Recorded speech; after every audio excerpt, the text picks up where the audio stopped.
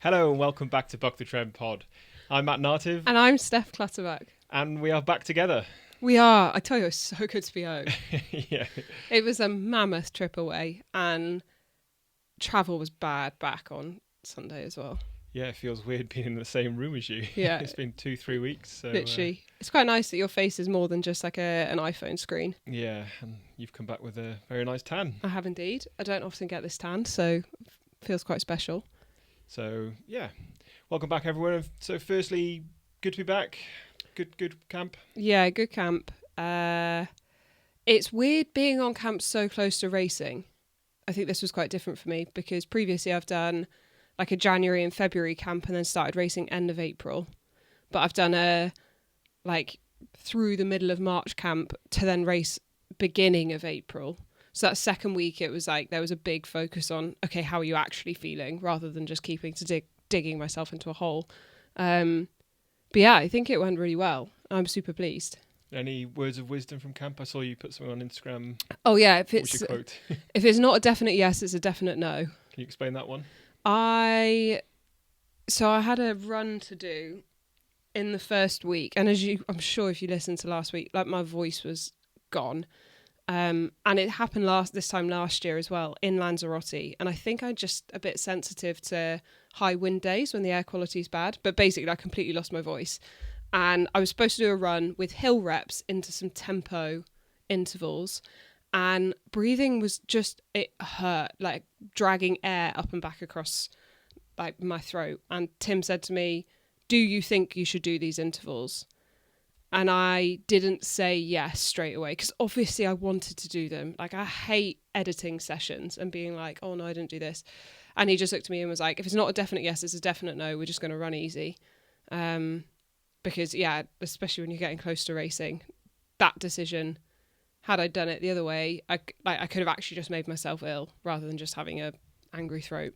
Yeah, so sometimes just taking a step back to take a step forwards. Yeah, definitely. And I think that's where consistency is super important in training anyway, so that you have these moments where you need to pivot and do a bit less. But when you've banked the kind of consistent 95% before it, it doesn't actually matter. And it ends up being the better decision to make. Yeah. Okay, good. Thanks for that. In terms of, we spoke about last week, my racing. Yeah. So I did Head of the River, the rowing race we spoke about. Great fun. Like I say, rode with 6 guys that I'd never met before, mainly from Berlin. Great group of guys. Had a great time, and I think we finished 122nd. So nothing groundbreaking. Out of 400 plus. Yeah, something like that. So I mean, it's a big race. It is genuinely a big race. There's lots of people that turn up and do it. Yeah, and also, for those who haven't ever rowed before, rowing with people you don't know is so hard because if you watch all of the boats at the Olympic Games, kind of from far away, it looks like they're all rowing the same. But if you zoom in and you pay attention to kind of the stroke breakdown and the ratios and stuff, they are all different. So it's not even like you're rowing with other Brits because the British athletes have a model of rowing that we are brought up to row like. You're rowing with people from a different country who are brought up with a different rowing model to base their technique on. So you're jumping in a boat with people you don't know how they row, and then it's just like, yeah, we're just going to make it work. Yeah. I think it's great. Yeah, I think the difference is how long the race is when you're not fit and not in the fastest of boats. I mean, we weren't there to go fast. We were there to just enjoy the day, really. And like I say, having won the event, coming 122nd, it's very different feelings. But it was, like I say, regardless, I had great fun. You had some beers. Yeah, a few too many. But I smiled the whole way and we had a great time, so that was good. And yeah, a couple of beers afterwards, which was probably not a great idea considering I then had to get myself out of London and back to a friend's house in Henley-on-Thames, which meant navigating the London Underground, which is something that Matt is not particularly good at doing. No, so I ended up going westbound instead of eastbound in one direction. I also then ended up in Victoria thinking I was in Paddington. So he left the Underground thinking he was at Paddington Station, but he was at the wrong train station. Yeah, and I'd like to blame this all on the beers, but I think a lot of it was my stupidity. It's a not lack of- stupid. We just don't spend a lot of time in London. Yeah, but I got home, and I've got to give a shout out to Pete for putting me up for the evening, or he'll tell me You off. cooked him dinner. He did. I got to his about 10 p.m. Had dinner, and then we ran a Reading half marathon on the Sunday morning, which was, like I say, quite a wake up, shall we say? You said it was really cold and the first 5K felt horrendous, which was probably the beer. Yeah, it was kind of just a wake up, and I agreed that I try and run it with Pete, and thankfully Pete paced me for the first 12K of the race, as you say, and then decided that I'd sweated out all the booze and managed to step on and run a fairly decent second half. So I think I finished 1:36 on the dot, but again, just enjoyed the run. So you've done a fair few half marathons now, and you've had different approaches to tackling all of them. Can you tell everyone a little bit about pacing and why it's important? Yeah, I think that kind of was what we wanted to talk about this week, was pacing, and I really got thinking about this from when I was rowing, because at the back end of my rowing career, we had telemetry, which is essentially like a bike power meter, on the edge of the gate where the blade, you get a power curve and you get watts, the same as you do in a bike, basically. So you're getting feedback from that, and we had screens in the boat that you could see what watts you were putting out, your average watts, your watts, your length of stroke, things like that. And it got me thinking that you can sort of really pace yourself quite well over, especially the race we did was, I don't know, anywhere from 16 to 20 minutes realistically. So it's really easy to sort of pace your work when you do it in training, and you know exactly where you should be. And the same on a bike race. You do an FTP test or whatever, and you know what watts roughly you're going to try and hold. All right, you might go up or down sort of the start and finish, but predominantly you're holding a pace. And we didn't have that obviously in the race because we were just there for a bit of fun. And also within the half marathons I've done, I haven't really looked at my watch for my GPS or my heart rate, and just not worried about that. So it got me thinking about pacing and how we pace events, and maybe if something was to go wrong, how do we sort of go about that within a race? And obviously RPE being the main one most people understand, so like sort of perceived effort. But yeah, I just thought it was a good talking point, and I'd like to hear your thoughts on it. Yeah, so I actually think that we've become too reliant on the technology. It's super useful as a training tool to understand like how effort levels correlate to heart rate and correlate to power or speed. But number one, when you're swimming in a race, you have no idea how fast you're going. So all of that work that you've done in the pool where you're kind of repping hundreds and you're like, yeah, good, okay, we're at that 100. You don't have any of that feedback when you're swimming in a race. No. So you have to be able to trust your own like reliability on your speed and the effort that you're putting in. Also on a bike, like there are horror stories about stuff that happens in transition, whether it's bike computers not turning on, power meters not connecting, batteries being flat, you know, all of that sort of stuff that means that people are turning up and needing to race without power, and then it all goes wrong because they have a power number in mind, but then they don't have that feedback, so they end up trying too hard. Likewise, they might have a power number in mind and they have the access to the watts, but is that power cap limiting them? Or is it actually too hard? And because they're blind to how they're feeling and they're only riding to numbers, they end up riding too hard and then they can't run. Or they're not riding hard enough and they haven't realised their potential through a race.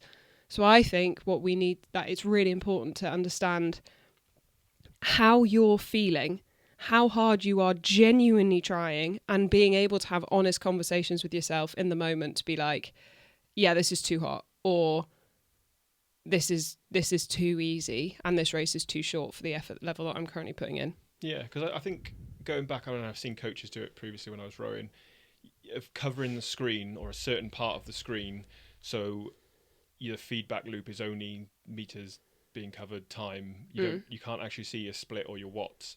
And I think back to when, and it's the same with you with swimming, I bet you could rep, I don't know, whatever rep it was for 100, without even, you'd be within 1 or 2 seconds each time, and you'd know exactly what that speed was. So it's getting an understanding of your body and your effort level, isn't it? And that output. Yeah, and I think like not expecting too much. So the typical way of doing it is we'll go out too hard because you feel fresh, you're tapered, you know, especially over the longer distances, you're working at such a small percentage of your max effort that you feel like you can try harder. But my brief from my coach in like pre-race is always see into your future, see 3 hours down the line. Can you, especially over an Ironman distance, like in the first hour of the bike, you will be riding still in 3 hours time. Can you stay at this power in 3 hours? Is there a reason that this power is higher than it should be? And if there's not, do you need to stay there? Yeah, because like I say, everyone feels good in that first hour. There might be you have a hill in the first hour, therefore your watts are probably slightly higher. So it is understanding the scenario and the course in front of you, isn't it, as well? And I think nowadays, like more and more people have smart turbos, so they've got access to the watts for training, but they don't necessarily have power meters on your bike. So you can do really specific training, but if you're not then aware of how you feel during those reps, when you translate it to outside, you have zero ability to correlate back to the effort level that you were trying on the turbo. So take off erg mode, ride it free ride and try and put out the power rather than just like pull the power through the turbo, and understand your own relationship between heart rate, effort and watts. Yeah, and I think is when you say about it sort of stopping, or like a mental block stopping, maybe not even just records but your personal best or something. Like I think having, let's just say, I don't know, you 300 FTP, but you want to do an FTP test, and you that's the mental block for you. I think putting the number there can sometimes make that sort of put that block there, and you see it on I mean, you see that half marathon and marathon charts when you see the results, and you see that, I don't know, there's under 2 hours, under 1 hour 30, all the sort of big marker points are where you see a lot of the groupings of people, because they try and go for that, whereas they might have, had they just gone for it, they might have potentially gone a couple of minutes quicker. You don't know. Yeah. So I think putting a bit of a block on there with just having that number in your head can be difficult sometimes. So I think a range, like you said, you go into a race with a range, an upper and a lower, and see where you're at during the race, really. Yeah, for sure. And I think you just have to be able to be really rational with yourself. Yeah. And also, like, you're the only person that can make that decision in the race. No one else can make it for you. Yeah. And also tech, like I say, doesn't always work. Whether it might be misreading, it might be showing nothing, or it might be misreading and reading too high or too low. So, yeah. And my advice is, if it's doing that, get the power off the screen. Yeah. No, I think that's that's a good thing to do. Yeah, if it's under reading, it will drive you mad, and then if it's over reading, you might panic. And equally, if it's overreading, the only thing it's then useful for is your effort level consistent. So you'll be able to see if you start to drop off or if you start to push on. But yeah, if you know yourself and you know how you've been training, you will know whether your power meter's under reading or over reading. Yeah. And in terms of knowing our pacing, how can we best prepare and know what our pacing should be? I mean, that is how long's a piece of string? I think there's the super scientific way where you can go and get your labs tested, and you can have a look at like your fat max. So for an Ironman distance, you have a look at the point at which your fat max changes, and you go from using fats to carbohydrates, and you can understand where your LT1 is, so what that first lactate threshold is. But not everyone has access to that tech. I think it's just through training. For someone that's doing their first Ironman, I would say power is probably completely irrelevant. Yeah. You have to go off effort because you're doing something that your body's never done before. So by the time you get into that last 30k of the bike, you're probably not going to know even if you've done a 6-hour ride in training, you probably haven't swum before it, and you certainly haven't run a marathon off it. Yeah. So you just have to you have to know in your head that you're going to be able to get off that bike and run that marathon. And hopefully in training, you've done some upper aerobic work that's felt comfortable and controlled, and you've been able to step off the bike and go for a run. But even then, like, by the time you get onto that marathon, your body, it will either accept or reject what you're doing. Yeah, and I think you can have an A race and then potentially use a training day or a B race through the year to have practice and play around and work out where those sort of limits or pacing strategies can be. But I guess training is where you can fundamentally decide sort of where you're roughly at. And usually sort of 6 weeks out, you start to get a good idea of where you're roughly at. Yeah, but and equally, it's not going to be a single number. So when I go into a race, I've looked at the course and I'll have, okay, so I'm going to hold between this watt range for this bit, and then I'm going to go between this watt range for this bit, because it might be that it's more technical, or it's uphill, or it's downhill, or as with Oceanside, there's a speed limit. So it then becomes, okay, don't go any faster than the speed limit, regardless of how hard you're trying. And then actually the end average power is completely irrelevant, because I've executed specific powers through the specific relevant sections of the course.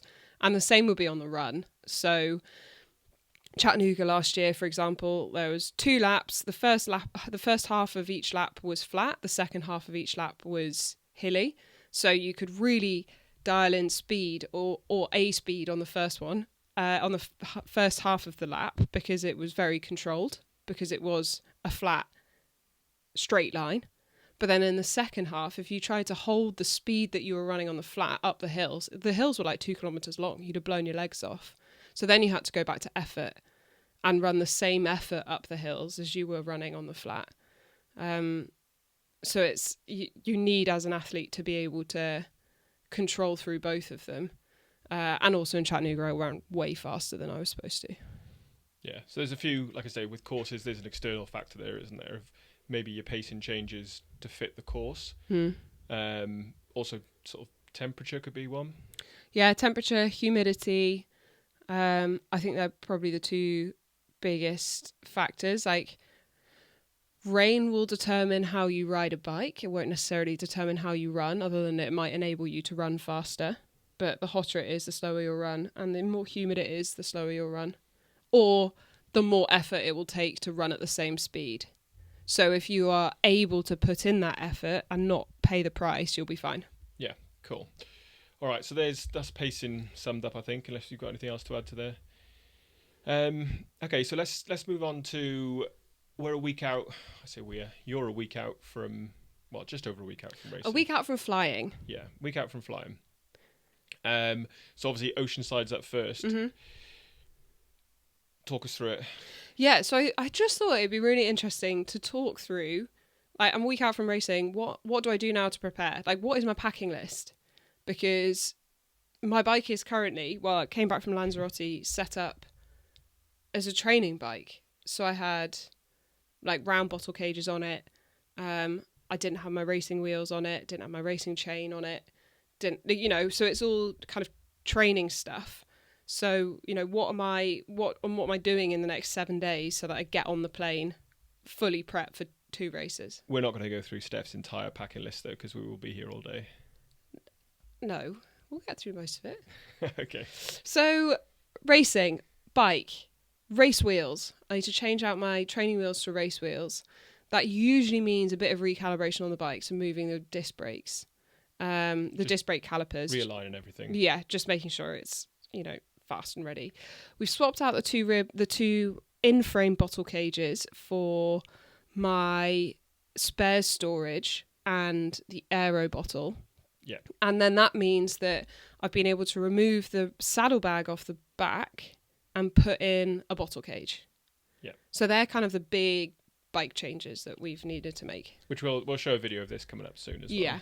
Yeah. So that's that. And then with regards to like racing, I've got to pack a tri-suit, and my calf guards and my race socks. I'm very specific about what socks I race in. Surpass, I've got a pair that say born to break records, and I feel like you've got to wear that. I want to be born to break records. So my socks are giving me positive vibes on race day. I will pack 2 helmets because I'm going straight to Texas. So I'll have my aero helmet and then I'll have my road helmet. I'll have a clear visor and a mirrored visor, depending on if it's a low Oceanside, we're racing at sunrise. And Texas is going to be sunny probably. So I'll probably want a mirrored one. But equally it might rain. So I'll take the other one. I need my cycling race shoes and I'll probably only take 1 pair. Sometimes I take 2 because if they get wet, then I don't want to, you've got a second pair, but I'll just take the one. I'll sacrifice that. And then wetsuit, because Oceanside is wetsuit swim. And then also wetsuit lube, because otherwise I get horrendous burns on my neck, as we learnt. New wetsuit to test out as well. Yeah, new wetsuit. I've got the De Boer Fjord 4.0, which would be really exciting. It fits really nicely, so I'm excited to give that a go. And then I need to take a swim skin because Texas tends to be a non-wetsuit swim for professionals, which suits me really well. So I've got that. And again, De Boer Tsunami. Yes, the De Boer Tsunami. I think it's 3, the 3rd version of it. I think it's the 3rd. But it's one with the fluorescent stripes. So that's fab. And then on the run, I've got my carbon race shoes. I don't need to pack another pair of socks. I've already talked about my socks. I have my Omius headband because I get hot. So these are cooling stones that you put on your forehead, which are amazing. Especially for Texas. Especially for Texas, yeah. Sunglasses, a million hairbands so that I can do my hair. And I just use elastic for a race belt. Yeah. So that. And then nutrition. So I'll take Precision. All my Precision stuff. Yeah, thankfully Precision also are in the US, so supporting you this year. So so I'll get the stuff that I need for the second part of the trip shipped internally, and I'll just fly out the stuff that I need for Oceanside, which is great. So it will be a carb mix with sodium and a couple of gels and salt tablets for Oceanside. And I think that's it. I don't think you need anything else. Please let me know if I've forgotten anything. Oh, sports bra. Definitely need one of those. Yeah, no, I think it'd just be quite exciting to see the full race sort of setup in action. Like I say, we've quite a few changes from last year across the board, really. New wetsuit, new bike, new tri-suit.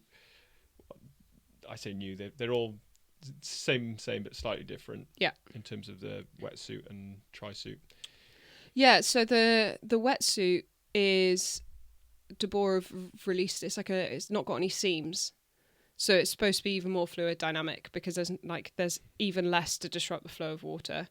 And then Surpass's race suit, they have lengthened the arms and legs again for increased aerodynamics, and I think they've slightly changed the cut through the middle. Yeah, and some new colours for you hopefully soon. And new colours, yeah, really excited. So looking forward to seeing that one. Can't wait to see that. It'll be great. So yeah, that's like my race kit packing list. And then because I'm there training for 3 weeks, it will be the usual, all my kit. Yeah. All possible kit. I mean, you can buy loads of stuff in the States, so it's not really the end of the world, but I'll be taking a lot of kit out. Your washing sorted in the States though? Yeah. Yeah, what have you got? Oh, Eco Swash, which is great. They're it's like little kind of paper washing things. I don't know. They're bits of paper injected with washing detergent, which is really good for sensitive kit. So designed around the fact that a lot of the sports kit it's too high quality for the detergents that we buy in the shop, and they deteriorate really quickly. And I think they've got enzymes in them to kill off bacteria and whatnot from the sweat. But I think, we're testing them out. We've been using them for a while now at home. Great to travel with. So we'll bring some on and maybe even be able to do a giveaway at some point. So people can try that out for themselves. I think they've got a 10% off their website at the moment. So if you want to check them out, it's Eco Swash. Eco Swash, and they're fab. Anything else? I don't think so. This is when I realised that I've forgotten everything. Yeah, I mean, flights are booked, accommodation sorted. Almost all the flights are booked. Okay. You just I got haven't booked the internal flight. So when I was away on camp, both my coach and my dad were very concerned that I hadn't yet booked my flights to the US. And at that point, that was like 10 days out. Which maybe saying it now, like, okay, yeah, maybe it was quite close. But we booked them yesterday. Yeah, and they were actually cheaper, so... Yeah, they were cheaper, so... than when we last looked. My disorganisation won. We had a good idea of which ones we were going to book. We just... hadn't booked them. Mainly, we couldn't decide because we were both in different countries, so... Yeah, we have to book them next to each other because we critique each other's work. We've had so many mistakes when it came to booking flights that I wanted to make sure that we were together so that there was like a second point of failure. Yeah, we've both got to check, haven't we? Yeah. We're both culpable for silly mistakes. Stupid mistakes. Like the wrong name being put in. Yeah, but never mind. So yeah, excited for racing. Excited to see what's in the tank, where we're at. Like I say, kicking off with Oceanside, half distance, and then into Texas, your more favoured full distance. Yeah, it's definitely been a full distance build that we've chucked a half distance in for, which is quite nice because it just removes, like, not that I've trained myself not to put myself under a lot of pressure, but it removes it even more. It's first race of the season and it's in preparation for an Ironman. So, like, I'm not firing on all cylinders in terms of like leg speed on both the bike and the run, and probably swim as well, to be honest. But I'm confident that I can go and execute a really solid race and set myself up well for Texas, which is exactly what we want. Yeah, so looking forward to it. And looking forward to it even more so after this weekend. So we had Geelong this weekend. Yeah. First Ironman Pro Series race of the year, obviously down in Australia. What was I going to say? So yeah, half distance, so 7.3, so 2,500 points up for grabs for the winner. And then, like I said, every second down, you lose a point. So, winner on the men's side?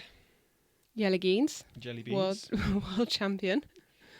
And then who do we have on the female side? Natalie Van Courden. So she is, last year she was at Paris, and then I think she went to Paris. She's definitely an Olympic distance athlete, and she's now transitioned full-time up to 70.3 and mid-distance. She's an Australian triathlete, and Yellow Beans is Yellow Geens. Yellow Geens, not jelly beans. It just sounds too similar. Okay. And he's Belgium. Yes, but lives out in Australia. Yeah. Cool. So yeah, it's one of those that it's like heavily dominated by Southern Hemisphere athletes, which is like super cool, and it was big start list. So I think there was 75 pro men racing, which is awesome, and pro series, so awesome. So yeah, first few points are on the board. So yeah, and then this weekend, weekend, catching up to do now. Yes, okay, but I haven't even raced yet, so of course I've got to catch up to you. And I'm in South Africa this weekend. Yes, and like I say, we'll always support the Brits. So there's quite a few Brits on the start list. Notably Ruth Hassel. Yeah, shout out to Ruth. I'm so excited to watch her race. Like, it's been a tough couple of years, so she always brings so much joy. So I'm really excited. Yeah, and it'll be good to see her back on the start line. Yeah. And on the men's side, Andrew Horsfield-Turner. There was two Welsh guys, actually. So Andrew Horsfield-Turner, who's a very, very good swimmer. And equally good is Josh Lewis, who kept me company in my first week at Lanzarote. So shout out to both of you. All three of you, actually, really excited. It was going to be, first time out of the season it's an exciting one for spectators as well. See where everyone's at, see how people are emerging from winter, and you can start to get a bit of an idea about what people are planning for the year. Because are people going for the Pro Series, or are they just trying to get World Championship qualification? Yeah. Are they trying to do both? You going to pick a winner on either side? Women's side, it's hard to look past Marta Sanchez. She's defending champion. She knows how to win on the course. It is also her one chance. So she's doing T100 this year. So I feel like she's going to go into South Africa pretty hot and ready to go, because it will be hard for T100 athletes to find a second chance to do it. Elsvis is also racing. She has been injured. Don't know whether that's, going to play a part in it or not. But Should be a good race. Who else is it? Maestaz, Nielsen, Yeah, Maya's always good. Ruth. I think they'll be up there. Yeah. It's going to be exciting. And then the men's side, Magnus or Martin van Riel, I think. Probably the two favourites. Yeah. I'm going to go with Magnus. I think he's going to target the Pro Series this year, so it'll be good to see Magnus get a win. Yeah, hopefully. So yeah, that wraps up South Africa. So looking forward to watching that. Same time zone as well for us. Yeah, so I can watch the whole thing. Yeah. So that's on Sunday, I believe. I have no idea. But yeah, at some point this weekend. We'll go with Sunday this weekend. So I don't know what day that is. I don't know. I have no idea. So we've got two cool things that have happened this week, or we found out about this week. Yeah, and they're sort of our what the buck moments, really. So which one do you want to go with first? I don't know. That's a lot of pressure. Okay, we'll kick off with. So I was away. Where did I watch it? So I watched the Billy Munger documentary for Comic Relief on, I think it was BBC. So Billy Munger, for people who don't know, was a racing car driver. Young, I think at the time, I don't know how old he was, but he was still pretty much a teenager, I think. Had a nasty crash, had a double amputee on his legs, and essentially, cut long story short, did the Ironman World Championships in Kona, Hawaii. And I can't remember what time he did now, but it was quite quick. It was. Yeah, he was shifting. I want to say was it 12 or 14 hours? It was somewhere around there, which is quick. Yeah, so his swim was amazing. Yeah, I think he was 10 something. Yeah, it was just over an hour. And then he was onto the bike. So